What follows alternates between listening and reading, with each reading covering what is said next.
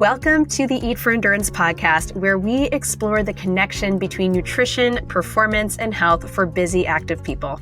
My name is Claire Schornstein, and I am a board-certified sports dietitian and endurance athlete with over 10 years of experience working with teenage and adult athletes of all abilities. I started this podcast to provide evidence-based guidance, inspiring athlete stories, and practical tips on a wide variety of nutrition topics so that you can fuel better, crush your endurance goals, and thrive as a human being.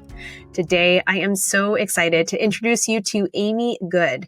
Amy is an experienced ultra runner. She's an attorney, a mother, a grandmother, and aspiring Appalachian Trail thru-hiker. She also was an integral part of Tara Dower's support team when she set the overall FKT of the Appalachian Trail this past September. I recently had Tara on the show. You may have heard that episode. If not, definitely go check it out.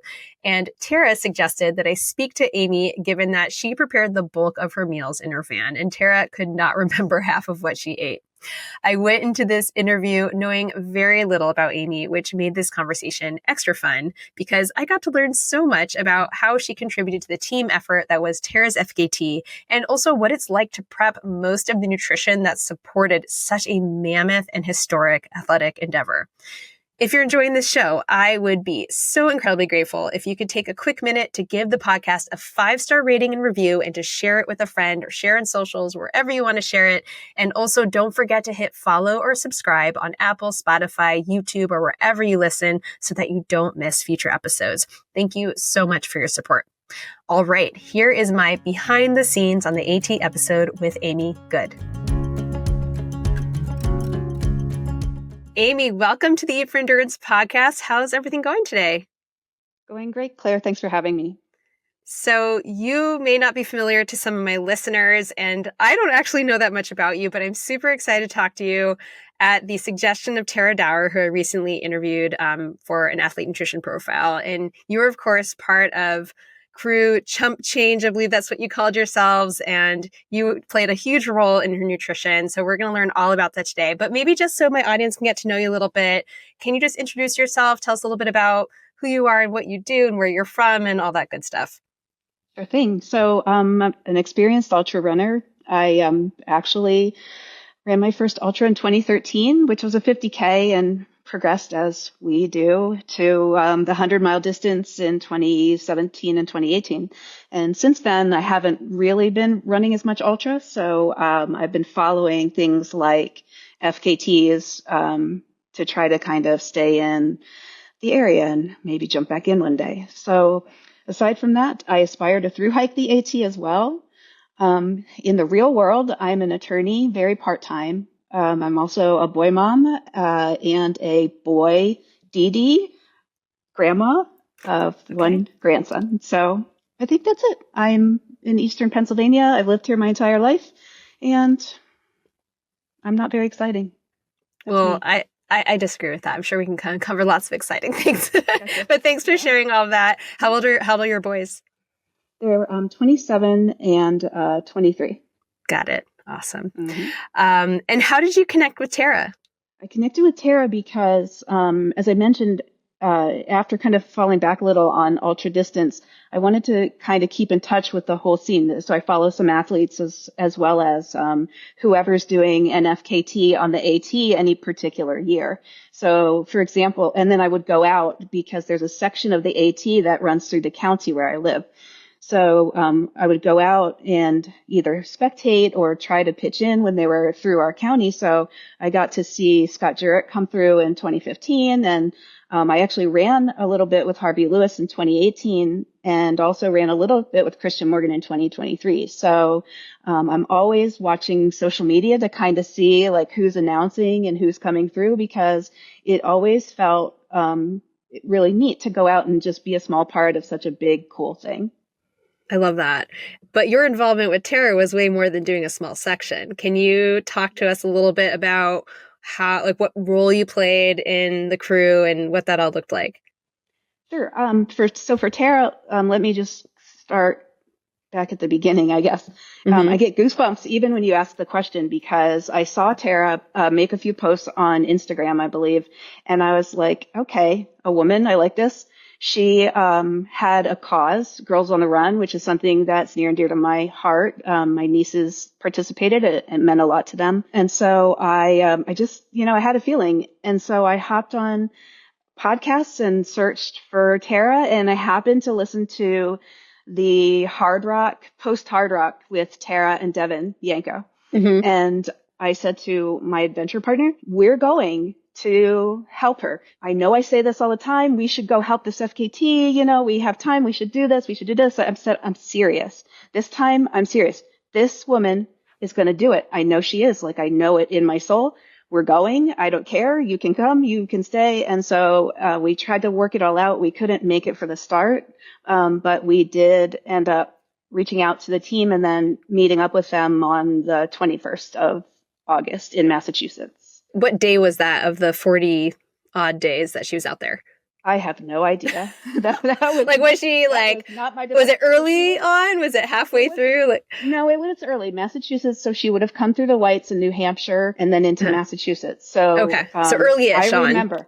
Yeah, I remember very well the first night we were there. It was somewhat rainy. It was a very tiny parking space, and we had crammed her van and our van into the space. And she had come in. It was dark. It was late. I think it was even maybe a little bit wet, raining. And she sat down, and I just, I laid eyes on her, and I don't know.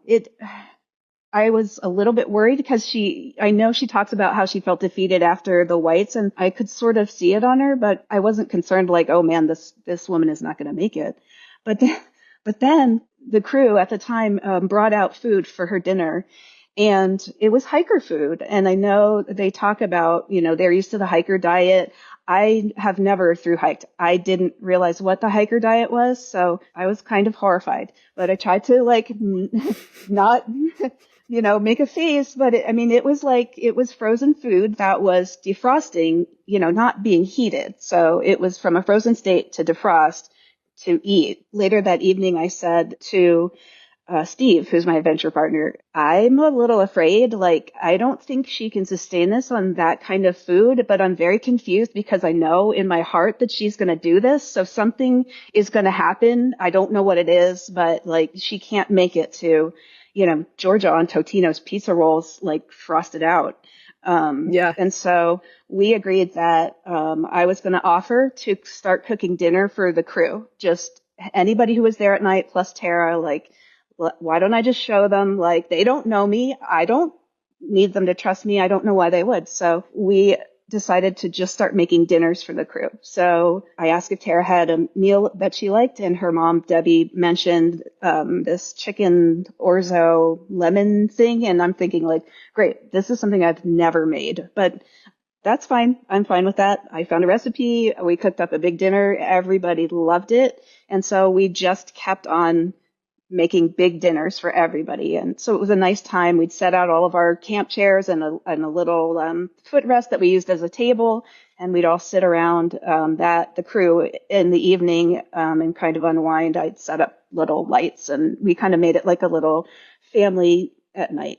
That's so cool. And so, okay, I want to back up for a minute and ask a bunch of follow-up questions. So first Absolutely. of all, that time you said when I laid eyes on her, that's the first time you actually met her in person, correct? Yes. And I didn't really talk to her either because she was tired. I mean, as she should have been. She had just come through those mountains. She's running all day. The weather was and I don't know what she was eating day to day, but I suspect it was similar in addition to the protein drinks that she had. So, I mean, she looked the way I would expect her to look based on what she was eating for sure. Yeah. And this is I love this conversation already because so often I go into these interviews that I do on my show, and this is such a different type of interview, but I kind of know of the person, or I know lots of things, or I've heard stories, and I know so little about you and your relationship to Tara. I think I just assumed you guys were good friends or something like that, because I know Rascal, her crew chief, they're longtime friends. I had no idea that you had never actually met her, and here you are just coming in being I just want to support this effort, and you had called yourself in when we were, chatting over email, a FKT, AT enthusiast. I thought you meant just with Tara. I didn't realize it more generally speaking. So this is so fascinating to me and so cool. Okay, so hiker food, you talked about the hiker diet. For our listeners who are not as familiar with a thru-hiker diet or a hiker food or all of that, I mean, is there anything else that you would want to expand upon other than frozen food to just defrosted? Like, what kinds of foods are we typically talking about that we commonly see here? Just a lot of like snacky foods, like Mm-hmm. prepackaged, processed to the hilt, Mm-hmm. prepackaged, empty calorie, something I could imagine that would be okay if you were, hiking along and, you had time to, I don't know, adjust. I'm not sure, but I mean, just based on my personal life experience and running experience, it was just no way would that work. Yeah. It was like Little Debbie's. I don't know. Like, I mean, it was, Well, that stuff has its place. So, of course, like, I yeah. don't disagree. Yeah, It it definitely has its stayed the whole place. way through. It Sure, was sure, still sure. there. But if you're Yeah. exclusively doing that for 40 plus days, that's a lot. And I'm sure Tara appreciated the home cooked meals. So, okay, so you come in and you're cooking these meals. So, did you guys essentially just like take off work and you're just kind of here for a month or so, or however long it was, and you were just kind of following Tara along, or like what did that look like? We initially committed to Debbie, Tara's mom, that we Hmm. would come out as soon as we could and stay until we had to meet my kids to go camping Mm. on September 9th. Okay. So we had arranged our work schedules and we're also able to work some remotely. So it just worked out that way. Yeah, we didn't really have to rearrange too much. So it worked out really well. Yeah. Awesome. So you weren't with her the entire time. You were with her for like a chunk in the middle, it sounds like. I forget We when she were with ended. her. Yeah, we were with her until September 9th. We left, and then we returned on September 15th and then Ah, stayed to the end. oh, Yeah. cool. Okay. All right. Yeah. Okay. Hmm. Okay. So obviously there are lots of moving parts with nutrition. And I imagine that some of the other crew members were also helping out with different nutrition stuff going on. But Hmm. so was your role mostly cooking dinner? Like, did you do anything else with regards to nutrition? Yeah. So at one point, a few days after we were there, Debbie did ask us to take over what we called the sit downs, which were the meals that she would sit down during the day, Hmm. and also what we called the handhelds, which would be not a prepackaged snack, but something we made specifically that she could carry while she was out running, and also the dinners. So that's what we took over making. And so I had a look at their trail Bible, as they called it. And Tara had a list of foods she liked and foods that she didn't really care for and things she wanted to incorporate in. So I took all that with me. And from that aspect, I was on my own for those things.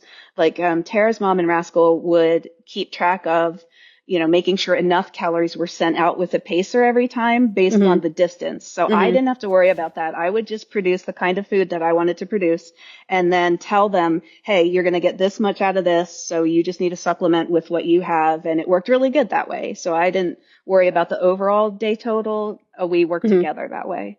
And it worked Okay. really well. That's Yeah. awesome. I wanted to take a quick break to shout out my virtual private practice, Eat for Endurance. You may think that working with a sports dietitian like myself may not be within your budget, and I want to make sure you're aware that I have many free and extremely low-cost resources and services available. I currently have 7 free nutrition downloads that you can grab over my website, eatforendurance.com. And if you want direct access to me but have a limited budget, then you'll love my nutrition membership, Fuel for Life Crew. For just $30 a month, you'll get to ask me all of your nutrition questions. You get the support of a small but growing community of busy, active people just like you, and you get full access to my online nutrition resources, plus live monthly calls on different topics that you help choose, and they're recorded in case you can't attend live. Also, there's absolutely no commitment. You can totally try it for a month and you can cancel anytime, no big deal. Visit my website, eatforendurance.com, to sign up or to explore my one-to-one nutrition coaching services. All right, let's get back to the episode. So tell us what kinds of things you made her. I mean, so the chicken orzo dish, like what were the handhelds? What else were you kind of feeding her? Oh my gosh. So the goal was for me, Because she my remembered personal nothing, goal. by the way. Oh, that's really funny. Like absolutely nothing. Because it was so creative. Like in my head, I'm thinking, I know what this is like. Like, I don't know what it's like to do it for 40 days, but I know what it's like to really work hard. And sometimes food is just like the last thing you want to do. So Hmm. the goal for her food was to be homemade, whole foods, like, but also the smallest quantity, the smallest package possible, but the biggest bang for the buck. And I kept running into like just a bit of a challenge because she is no nuts. And so like in my Oh, head, okay. when I want to like really do something tiny, Mm-hmm. like I think nuts or Like peanut butter fats or or, something. yeah. Right. Yeah. So it was a little challenging that way. I feel like I'm rambling, but No, you're good. you just tell Love me it. if I'm You're doing stopping. great. No, you're doing great. So it was a little bit overwhelming at first. So what I did was I made an inventory so that I could choose like a menu for myself to make her Hmm. snacks. So I had a menu of bases. So for bases, I used flour tortilla, biscuit dough, empanada dough, bread, but rarely, rice, pasta, potatoes, hash brown, pita, English muffin, stuff like that. And then the other list had like we did a lot of veggie based stuff, like plant based, not because they asked for it, but my partner is vegan. I am mostly vegetarian, and we never had meat in our van before this FKT, and it Mm. was like a big deal when we finally acquiesced and said, you know what, I can't keep doing this as plant based. We have to use meat. So we did no red meat, but it was mostly like turkey, chicken, some ham, stuff like that. So as far as like what a handheld would look like going out, it was things like, let me see if I can look at my notes. Might be helpful because I certainly haven't committed all this to memory. Oh, yeah, of course. Like it would be like a burrito type thing or a sandwich, like that kind of Sometimes. thing. Yeah, so sometimes it would be like what ended up being the most popular, the smallest for the biggest amount that she liked was a breakfast burrito, which was egg, tofu, avocado, onion, pepper, but not too much. I wish I had the list in front of me because it's a It's lot all more than good. that. The other thing that went out a lot with her too were quesadillas. And so we were able to put a lot in there, a surprising amount in those things. But I would also make her like random weird sandwiches just because in my mind, I wanted to be like as diverse as possible. So I wanted her to always have like some kind of an option. So I would send out things like ham, mozzarella, and pesto in a little tiny sandwich press, or cheddar, bacon, apple, and mustard, or chicken, cranberry, Gouda, or turkey sausage, apple, cinnamon. Like I would just make these little tiny sandwiches that in a press that her pacer could just hand off to her, and hopefully she would be like, oh, surprise, look, there's apple and turkey in my sandwich. Like I just Yeah. imagined in my head that I like me with love thinking I have to do the best job I can because I need to play a part in this because I know she's going to do this thing. So I just want to send her like all this variety. I want to send her salty and sweet. I want to send her, I would send her with protein waffles and turkey bacon, like just to make sure it all kind of balanced out and that she always had something different. That's So incredible. I mean, those were the thinking handhelds. about being in these like remote locations Hmm. and on the trail and doing what she was doing and, thinking a lot of the time, yeah, people are really taking in a lot more convenience items and packaged items and frozen items, which again, there's nothing wrong with that. I just want to be really I clear agree. from my Nope. approach and where I stand as a dietitian, like that all has its place and not everyone can also tolerate that amount of whole foods, right? But if you Hmm. can and you can get that variety, you can get all those different micronutrients in and whatnot. I mean, that's pretty fantastic. Not to mention the different flavor profiles and everything. Right. That's truly impressive. I'm very Yeah. impressed. I was not expecting this. So I'm a big experimenter and I'll try Mm. anything once. So like at one point I wanted to send out something sweet, but I wanted it to be worth it. So I took a box of brownie mix and instead of what was in the ingredient list to mix Hmm. in, I mixed in avocado and cottage cheese and extra egg and chia and hemp hearts. And I mixed it all up and I baked it and I was like, let's see what happens. And they came out and I took them over to the van and they were meant for Tara, but like whoever was there at the time, the crew and pacers just ate them. And I was like, oh, well, I guess they're good. Guess you have to So make I another got, batch. so I did. I got another box and I made another batch and that was some of the food that we pre-made and sent out during her final push when we made like a big pile of stuff that she would have available. So Were you the one hand feeding her or was that someone else? in the picture I sent you, that was me and Rascal was standing Oh, in front yes, of this her. picture. Yes, yes, yes. Yeah. So were you typically the one doing the feeding or not always? No, Not always. Her mom fed her a lot. It really depended on what tasks needed to be done. Hmm. I also combed out her hair. So, like, if it was a night where we were combing out her hair, then I certainly wouldn't feed her. If somebody else would, somebody would do her feet, and I would comb out her hair so that she would have hair when she got done. Yeah. Because it was pretty rough, but Oh, we did yeah. it. Yeah, yeah. So it Yeah. went really well. Yeah. What are some interesting stories? Like I don't know, were there any special moments or maybe it was not positive. Maybe it was like something that was really challenging or what comes to mind when you think about like highlights from your time with her? And again, thinking from a nutrition standpoint.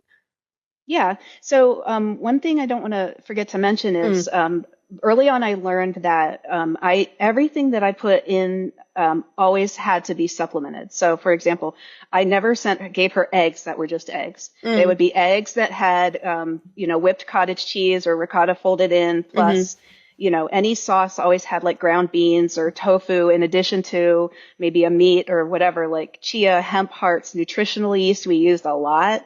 When we made our smoothies, we would always use a protein smoothie yogurt. So we really tried to like just cram as much as we could in without like messing with the texture and Mm-hmm. having it still taste really good. So this relates to my story. I was relying a lot on vegan 5-bean chili because everybody really liked it. And then like for the next day, I would send it out with Tara for a sit down, but I would like add it to rice and some avocado or something to make it different. So at one point, Debbie came to me and she said, well, we've had a request from the trail that maybe there would be a little bit less beans. And I said, okay, that's fair. And so then from then on, I ground up white beans every time and put them in every meal. And I just didn't tell anybody. So that's one of my favorite things. They still don't know that. So this is a big reveal because I felt like I really, I mean, maybe, I don't know. She made it, so it worked. I don't Yeah, know. yeah, yeah. I just felt I did not feel good taking that away because we were relying on beans a lot. And at that point we had been doing it for a while. So I felt pretty strongly about it. So it just Was it snuck them like in was the there. request a taste preference or it wasn't like a GI I thing, think, was it? I'm not entirely sure. Mm. I'm not entirely sure. So I don't think I would answer that. Yeah. Well, clearly Not she entirely ended up sure. being okay, so probably wasn't a Yeah, GI for thing. sure. Yeah. So Something funny. else we did to try to help her with food was I know that she was trying to take in sodium at Hmm. a pretty decent rate, Hmm. and that taking them in some other form was not always agreeing with her. So Hmm. a lot of times the food that we made ended up having like high amounts of sodium, Hmm. but it seemed to work better with her digestive system than just popping whatever. That's not my department. I don't know what Yeah, it yeah, was, yeah, but yeah. I just know that we were really pushing hard to try to make sure that we hit a decent number so she could Yeah. hit her goal numbers. Yeah. I remember her talking about that I don't know if she tried Tailwind or some other type of sports product that just didn't sit with her. Um, Yeah. that's so interesting. Yeah, I mean, is there anything else that you think is interesting or notable or I don't know, any other stories to share from kind of your experience with being part of her crew, being kind of playing this role with nutrition, anything along those lines? It really was, as she says, it was a team effort for sure. And we all worked together so well. And I didn't know anybody. I got to know Debbie and Rascal along the way, and we worked really well together and became pretty close throughout the FKT. And it was nice because from an outsider's perspective, I didn't know Tara. So like when I laid eyes on her and in the beginning when they were concerned because she was getting tired and they're like, oh, this is my friend, this is my daughter. And so I would say, well, I mean, she looks fine to me, like, and it worked because I didn't know her, but just objectively being able to be that voice throughout, I think was helpful, not nutrition related, but Yeah. also, I do feel like, in addition to recovering from the whites and her body getting used to it, I do feel like the food, like she really perked up after like 3 or 4 days. I had a note here somewhere. So after like 4 days of cooking at least the dinners, Rascal texted out to all of us, morning, she left camp at 3:37 this morning, wasn't crying, asked for pastries, LOL. And to me, that was like, a good sign. And her, her mood improved. And when she came into camp, she was more talkative and she made sense. And like, it felt really cool to be able to see how adding us to the picture really helped get her there. Obviously, I didn't, she did it Yeah, clearly, yeah, but it was really neat to be able to see how food can really change the experience. That I think is what I took away from that. yeah. Yeah. Yeah, and it's a team effort, right? Oh, totally. It A was a team complete effort. team effort. So, I mean, that was a full-time job for us. Like I got up early with them and I would cook the handhelds and sit downs for that day all in one batch and then deliver them. And then we'd go run errands, shop, get water, whatever. But I didn't even get the chance to go out for my own run because it was a constant thing.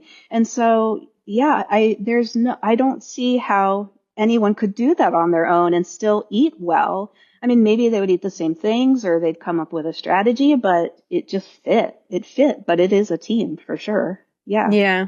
Yeah. And Great. it's interesting to think about, how other people support them, whether it's like a self-supported thing. Like I have a client right now who's doing a self-supported FKT coming up, and there are other people who maybe have a crew, and but Mhm. I bet that most people do not have the type of nutrition support that Tara got from you. I mean, that sounds really special. I mean, Yeah. again, this isn't something I'm an expert in. I haven't No, me spoken neither. to, tons and tons of thru-hikers and people doing FKTs, but certainly from what I've heard, there's been a lot more reliance on more prepared Hmm. things. And because Yes. it's what you can get, right? That's right. And easy to carry. Mm-hmm. There was one athlete who will remain nameless who came through on an FKT, and I observed them, and they were clearly not, they needed nutrition. Like they were out of it, and they were stumbling. They didn't even know I was there, I think, and they were kind of stumbling down the trail. And like I called ahead to their group and said, this person needs food, like any food.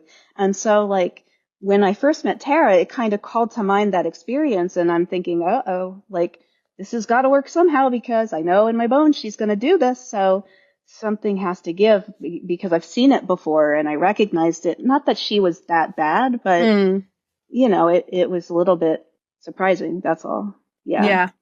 I'm curious. I mean, I kind of have a sense of this answer a little bit, but I mean, it's such a huge time commitment. As you said, you often don't even have time to do your own runs. What drives you to do something like this? To really, I mean, because again, this isn't the first time you've offered to support people that you don't know. And some of these people are bigger named athletes, whether it's, like Scott Jurek or whatever. But yeah, what is driving you to kind of keep coming back to the AT and play this kind of support role? I don't know. I love the trail. I love to help people. I would imagine that if I ever tried to do something like that, that people would support me in that way. I would want people strangers to say, hey, let me come help you for a minute or whatever. I think it's a lot of that.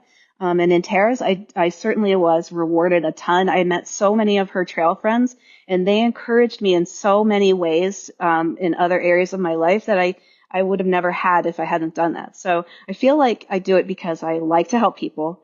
I like to see women hit big goals. And yeah, I would hope that somebody would do that for me if I was out there. And people have supported me when I do longer things and it feels pretty neat. So it's kind of like what goes around comes around and I don't know. Yeah, I enjoy it. I enjoy it a lot. I love that. Yeah. So let's turn the spotlight to you for a minute. You spoke about getting encouragement for certain areas of your life. I know you mentioned earlier about potentially doing a through hike yourself of AT. Do you feel comfortable sharing kind of some of that encouragement you got? Like what, I don't know if anything kind of came out of this experience other than, of course, like being a part of Tara finishing and that being amazing.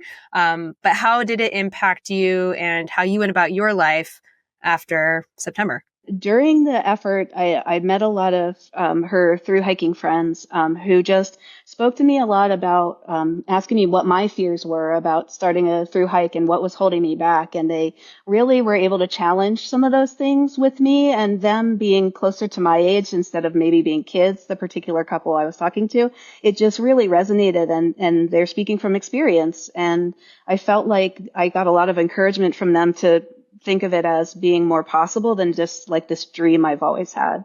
But after, I waited a small amount of time to make sure I wasn't like in post-trail euphoria or whatever.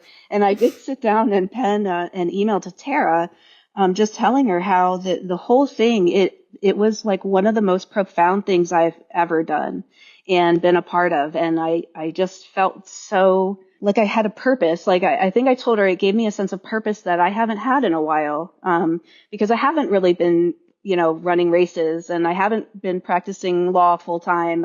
So I just was floating around for a while, and it just really gave me like hope for the future. And I was walking around telling people I was going to thru hike this year, but clearly I haven't. But it gave me so much hope that I didn't realize I was missing until I found it, which was really, really special. It was really neat.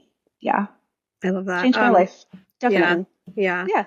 And so you're not planning to thru hike this year. Do you have kind of plans on when you'd like to do that? So I would really love for my little sister to join me. So we have put it in our 5-year plan. So we were loosely saying to each other, let's shoot for 2030. Her youngest will be graduated and into college. And so I think that is our loose goal. We're trying to talk our father into joining. He will then be 75. It would not make him the oldest finisher. So we'll see. We're working on that. Awesome. And in the meantime, are you kind of looking to support any other people this summer, or do you have any other things that are exciting for you or other projects that you're kind of thinking about that are closer to or in the short term? Not really. If people come through, I'm sure I will go out, spectate, maybe run a leg with them or something. But at this point, my loyalty on the FKT, on the AT is to Tara. So yeah. I will not do any kind of support without running it by her first, because my loyalty is truly to her. So if she asked me to join her for an effort, anytime I would do that first, because I really believe in her. I really appreciate what she stands for. And I know she's going to do whatever she puts her mind to. So not really. I'm waiting for Tara. I'm waiting for the phone call. Yeah. Waiting for the phone call. Love that. I'm just kidding. Yeah. What do you think for other people who are serving on a crew, whether it's for, a 100-miler or for a much longer distance, what do you think are important things to know or to plan for, or I don't know, maybe just some top tips for someone who's supporting an athlete? Wow. I think it's hard. Well, remember that it's hard, and I don't feel like there's a standard thing. So I really feel like the most important quality you can bring to crewing would be flexibility and creativity, and not rigidity, because in normal areas of my life, I'm pretty rigid and rule following, but you can't be that way, because if it's not working for the athlete or whatever, you have to be able to pivot and be willing to experiment and try things. And I don't know. I think you need to be empathetic and be able to handle change and be creative. Is that helpful? Yes. I don't know. Yes. I think those are really good qualities to have. Yeah. Yeah. And if someone does not have access to all of this delicious homemade food that you were able to provide, actually, let's get into that for a minute. I didn't even ask, were you able to kind of go to grocery stores? Like, where were you actually getting all this fresh food from? Yeah. So I would get up at like around 3:30 when they got up, and I would just start cooking for the day. And then I'd figure out where they were. I'd drop it all off. And then at that point, I would take inventory and try to plan for the next few days, run to the grocery, pick all that up, fill up with water, come back, fill everybody up with water, fill up for the shower for Tara. And that was every day pretty much. So you always had access to a store. You weren't anywhere so remote that you couldn't access somewhere. No, because Steve and I would drive farther than the rest of the crew would. So the rest of the crew really stayed close to the trail. But Steve and I were willing to drive 50 miles, whatever, however we needed to go. So it truly was a full day effort. And then until we got back, it was about time to start fixing dinner for everybody. So yeah, I don't ever remember thinking, oh man, I don't have something I need. But I'm pretty creative cooking. And I'm I'll figure it out. So like, for example, we were doing a lot of hard boiled eggs, but I thought like, God, I think I would be really disgusted if I had to keep eating these eggs. So I looked around in my pantry and I had enough to kind of make deviled eggs. So I turned them into deviled eggs. And so just like little stuff like that, like thinking how you would feel and, being able to use what you have, even if you can't get to a store, which is what we did. We just figured it out. And if it was gross, we told them to get rid of it. And somebody would always eat it. It wasn't a problem, truly. Yeah. Somebody would always eat it. Yeah. Did you encounter any other like thru hikers that benefited from your food as well? Yeah, not as much. Like we handed out sodas from the van, which were always appreciated, I think. And we also have an ice machine in the van. Oh, wow. So we were able to give like cold ice on a hot day here and there. Mm-hmm.